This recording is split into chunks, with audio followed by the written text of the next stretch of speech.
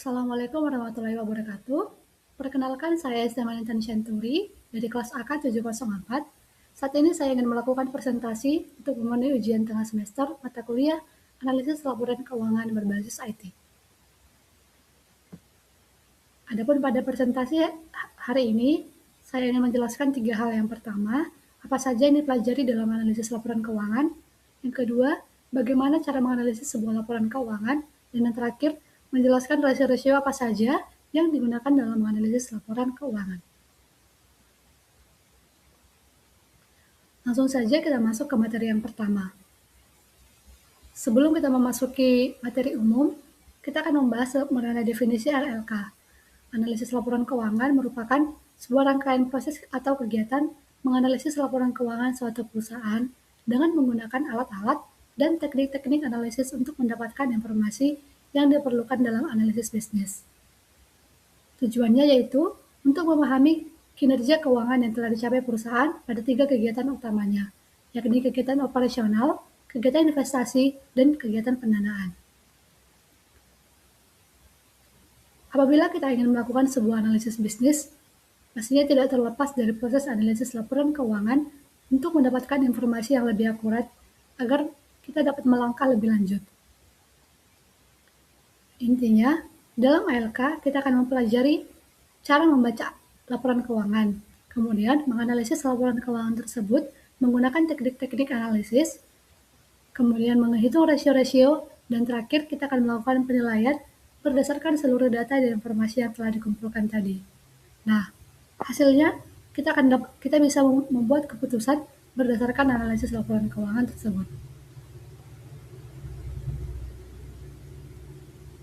Berikutnya, bagaimana cara melakukan analisis sebuah laporan keuangan? Terdapat 4 tahapan utama dalam melakukan ALK. Yang pertama, pengumpulan data dan informasi. Data dan informasi ini akan menjadi dasar untuk analisis kita ke depannya. Data-data ini dapat berupa, yang pertama, laporan keuangan yang sudah diaudit, yaitu neraca, laporan laba rugi, laporan arus kas, dan CALK.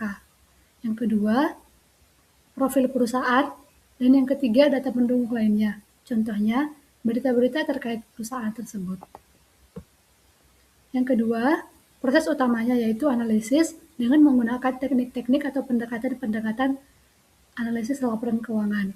Nah, rasio-rasio ini akan dijelaskan lebih lanjut di pembahasan berikutnya.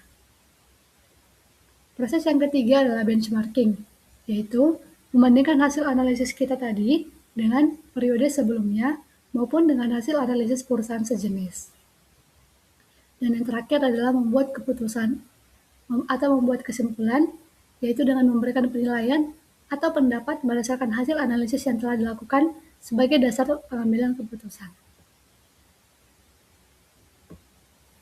Yang ketiga adalah apa saja rasio-rasio yang digunakan dalam analisis laporan keuangan.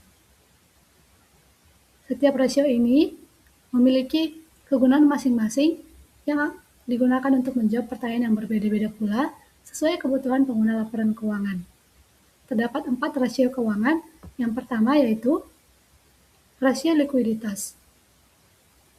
Rasio ini mengukur kemampuan likuiditas jangka pendek perusahaan dengan melihat aktiva lancar perusahaan relatif terhadap utang lancarnya. Artinya, melalui rasio ini kita bisa menjawab pertanyaan seberapa liquid perusahaan ini.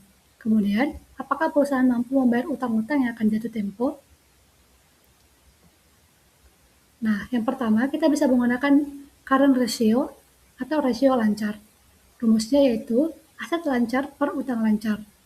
Rasio ini untuk mengukur kemampuan perusahaan menutupi kewajiban jangka pendek dengan aset lancarnya. Semakin besar rasio ini, maka semakin tinggi kemampuan perusahaan menutupi kewajiban jangka pendeknya. Lebih baik apabila rasio lancar berada di atas 1. Yang kedua yaitu quick ratio atau rasio cepat. Rumusnya, aset lancar dikurang persediaan per utang lancar. Hasilnya dinyatakan dalam kali. Nah, rasio ini menunjukkan kemampuan perusahaan melunasi utang lancar dengan aset lancar tanpa menentukan nilai persediaan. Kenapa nilai persediaan tidak diperhitungkan? Karena persediaan biasanya dianggap sebagai aset yang paling tidak liquid. Yang ketiga yaitu cash ratio atau rasio kas. Rasio ini dapat digunakan untuk mengukur kemampuan perusahaan dalam memenuhi kewajiban jangka pendek hanya dengan kas yang tersedia. Rumusnya yaitu kas plus setara kas per utang lancar. Hasilnya juga dinyatakan dalam kali. Berikutnya adalah rasio solvabilitas.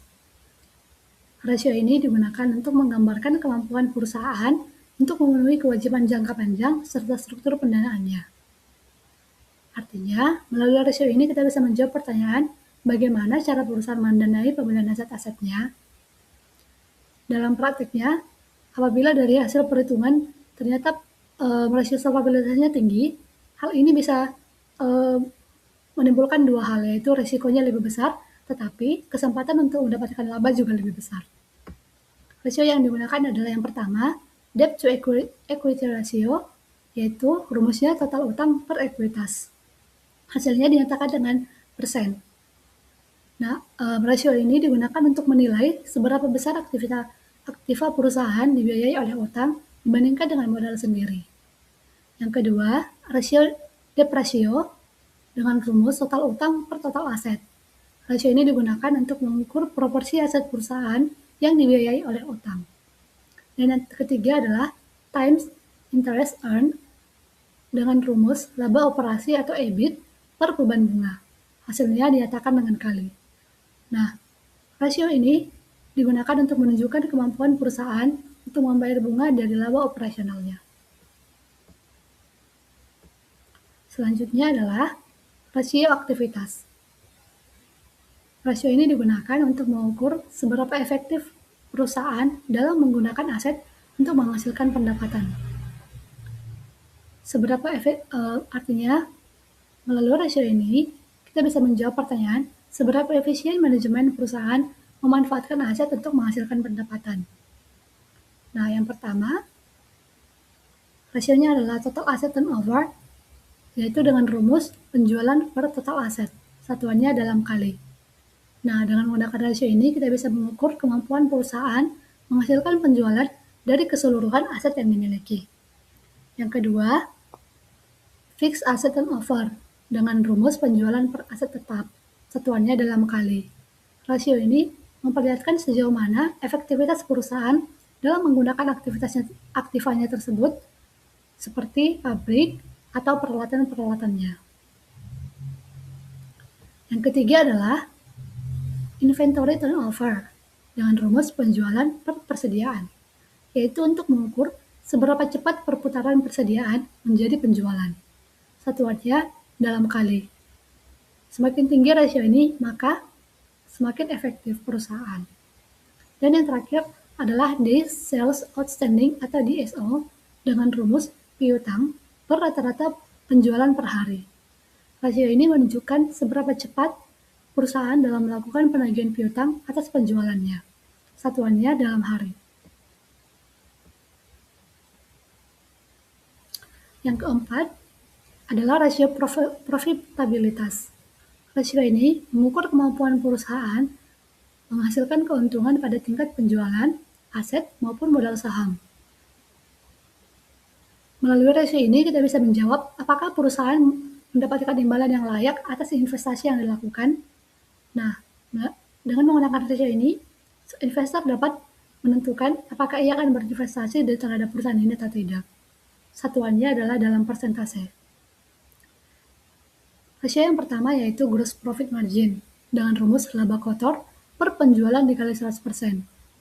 Rasio ini digunakan untuk menilai efisiensi perusahaan dalam menghasilkan laba dari kegiatan operasional inti. Yang kedua yaitu net profit margin dengan rumus laba bersih per penjualan dikali 100%. Kalau untuk rasio ini lebih untuk mengukur efektivitas strategi pendanaan perusahaan. Rasio yang ketiga yaitu return on asset atau ROA dengan rumus laba bersih atau EBIT per total aset dikali 100%. Rasio ini untuk menunjukkan efektivitas perusahaan dalam menghasilkan aset untuk menghasilkan laba. Dan yang terakhir, return on equity dengan rumus laba bersih per ekuitas dikali 100%, yaitu untuk mengukur imbalan atas investasi para pemegang saham. Sekian presentasi saya pada hari ini. Terima kasih atas perhatiannya.